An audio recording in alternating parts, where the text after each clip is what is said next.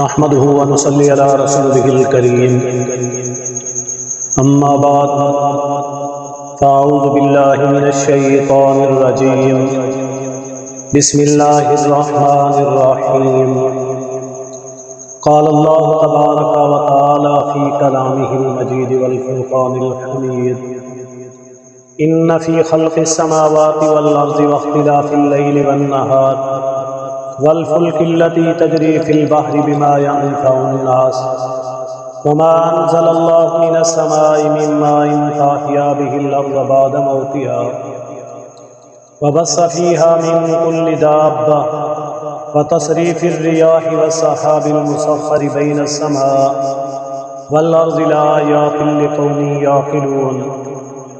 صدق الله العلي العظيم۔ میرے واجب الاحترام خواتین و حضرات، ارشاد باری تعالی ہے ان فی خلق السماوات، بے شک آسمانوں کے پیدا کرنے میں، یاد رکھیں کہ ہمیں ایک آسمان نظر آ رہا ہے لیکن اللہ رب العالمین نے 7 آسمان بنائے۔ اسی طرح فرمایا بالارض، اور زمین کے پیدا کرنے میں سورۃ الطلاق کے اندر بھی زمینوں کے بارے میں بتایا گیا کہ 7 ہے۔ ہمیں ایک زمین نظر آ رہی ہے، اس کے علاوہ 6 اور زمینیں بھی موجود ہیں۔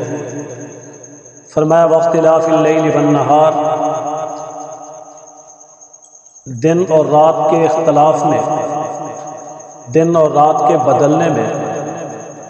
والفلک التی، اسی طرح کشتیاں وہ جو چلتی ہیں سمندر میں، بما ينفع الناس، جن سے فائدہ پہنچتا ہے لوگوں کو، وما انزل اللہ، اور اللہ نے اتارا ہے آسمان سے، من ماء، پانی کو، فاحیا بہ الارض، بس زندہ کرتے ہیں اس پانی کے ساتھ زمین کو، بعد موتہا، اس کے مرنے کے بعد،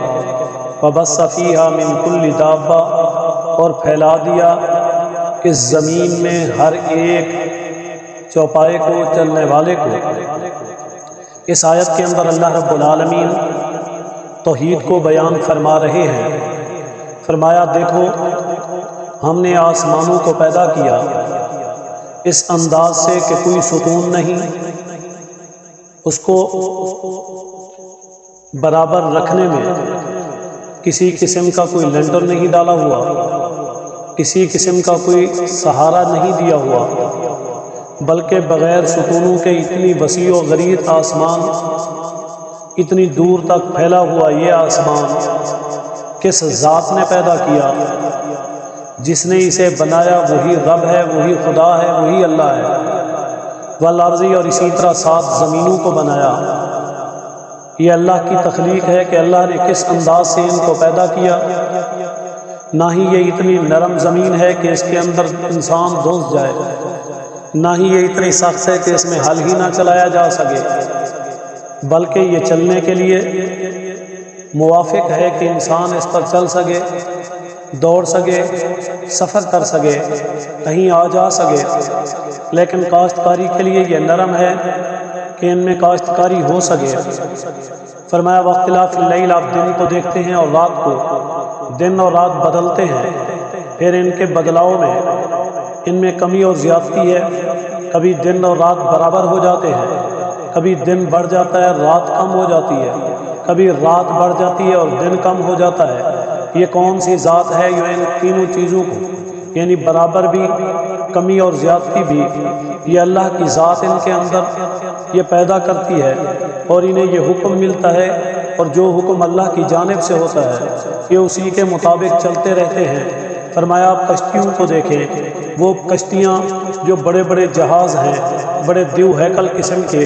ان کے اندر سامان، مختلف چیزیں رکھی جاتی ہے، اور وہ سمندروں کے اندر چلتی رہتی ہیں، ساز و سامان اٹھاتی ہیں، انسانوں کو ایک جگہ سے دوسری جگہ لے جاتی ہیں، یعنی مختلف اسفار ان کشتیوں کے ذریعے کیے جاتے ہیں۔ اور وہ تمام اشیاء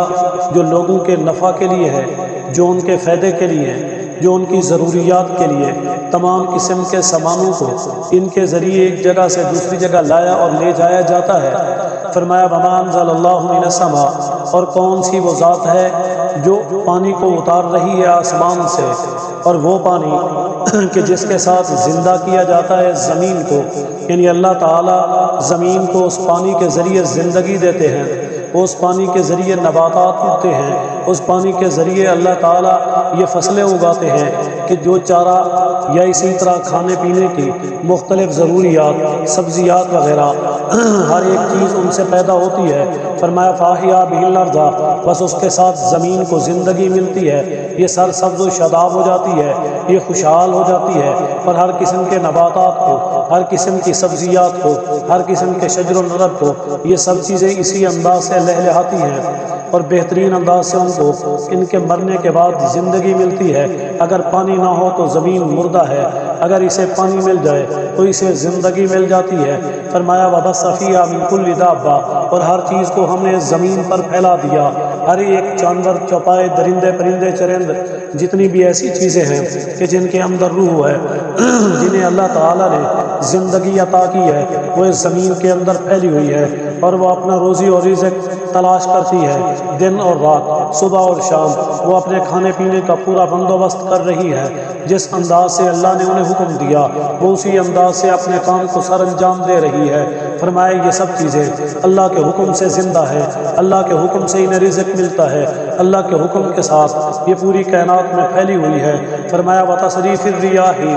اور اسی طرح چلاتے ہیں اللہ تعالیٰ ہوا کو، وسحاب المسخر، اور بادلوں کو، بین السماء والارض، جو زمین و آسمان کے درمیان میں معلق ہے، یعنی وہ بادل جو پہاڑوں کی مانند زمین و آسمان کے درمیان میں کھڑے ہیں، ہوا چلتی ہے انہیں ایک جگہ سے دوسری جگہ لے جاتی ہے، اور یہ اسی طرح بارش کا نظام، یہ اسی طرح بادلوں کا نظام، ہواؤں کا نظام، زمین و آسمان کے درمیان میں یہ اندھیر، یہ بڑے بڑے بادل، یہ بڑے بڑے ایسی بارشوں کے سلسلے کون چلا رہا ہے؟ وہ ذات ہے جسے اللہ کہتے ہیں۔ فرمایا اگر تمہارے پاس اس ذات کو سوچنے کے لیے، وحدانیت کو جاننے کے لیے، اللہ کی ذات کو پہچاننے کے لیے کچھ عقل و شعور ہے تو پھر لآیات لقوم یعقلون، بے شمار ایسی نشانیاں ہیں جو عقل والوں کے لیے کافی ہیں۔